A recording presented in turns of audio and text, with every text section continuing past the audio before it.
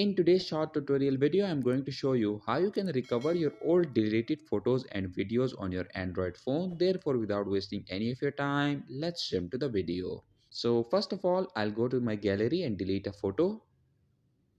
I'll delete this photo right here. Delete. Okay, now the photo is deleted.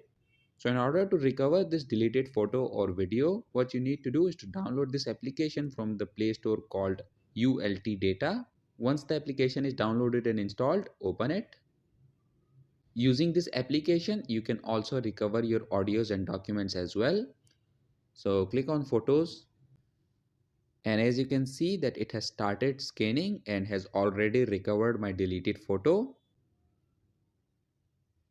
So in order to save this photo, all you have to do is to click on this save option at the top right corner and your photo will be saved. In this way, you can recover your deleted photos and videos on your Android phone. So that was it for this video and I'll see you guys in the next one. Peace out.